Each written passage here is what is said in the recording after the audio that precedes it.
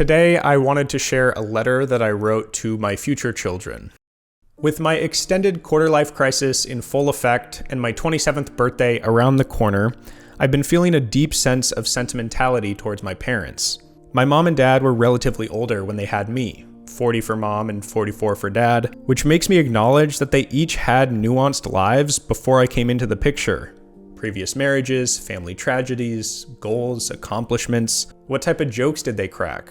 What did they find beautiful about the other person? What turned them into the people that I've known as mom and dad my whole life? I love my parents, and I know they love me, but at times they still feel like enigmas. In 2025, it is my intention to connect with them on a deeper level, to demystify their 20s and 30s, and understand how they grew into the people that I've known as mom and dad my whole life. Similarly, I wanted to create this YouTube channel as a video journal for my future children. I'm not sure when they'll come into my life, but I wanted to create this time capsule as a way for them to understand who their father was in his late 20s. Although these videos will be public for anybody to see, they will be made with one intended audience in mind: my future kids. So before getting to work on the 25 videos that I have planned for 2025, I want to set the stage for who I am and where my mind is at on December 29th, 2024.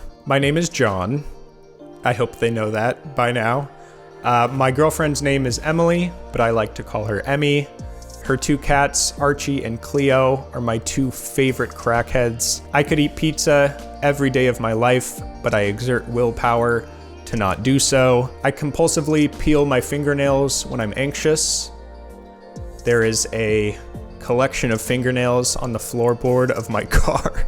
I love going to raves, being immersed in a drug-fueled crowd, moving in unison to alien noises and ethereal electronic beats make me feel connected to the oneness of humanity. I'm self-conscious about the bald spot on the crown of my head. I enjoy reading about religions and implementing various ideas from different religions that resonate with me. Right now, I'm particularly into Buddhism. I often feel like a failure, but I can acknowledge that these feelings are a result of influences from people in my early life that I no longer respect the opinion of. I believe that most people are inherently good.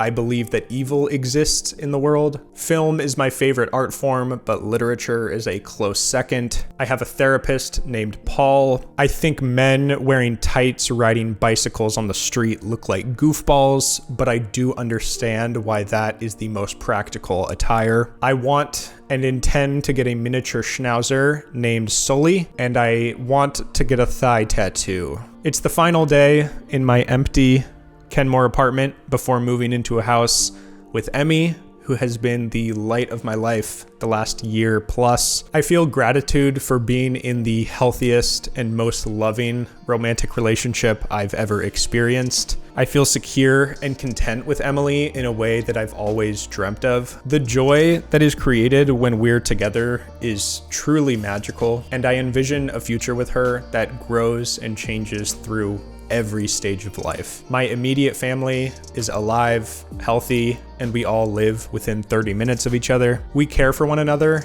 and hang out nearly every week. It is not lost upon me how rare that dynamic is, and for all of those reasons, I am immensely grateful.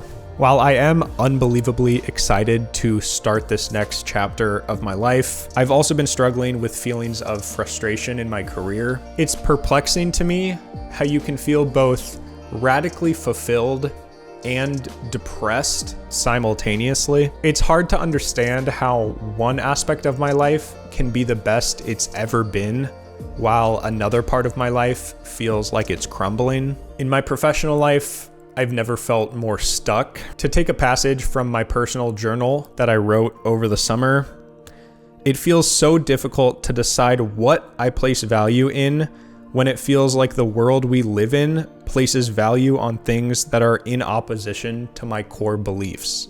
For example, if I actually believe that success in life is measured by things like loving relationships, connection to nature and God, self-exploration, and serving those closest to me, which I do, why do I allow the pull of achieving worldly success to dictate my happiness? These are the sorts of ideas that I intend to explore in more depth in future videos on this channel. I have 25 videos planned for this year.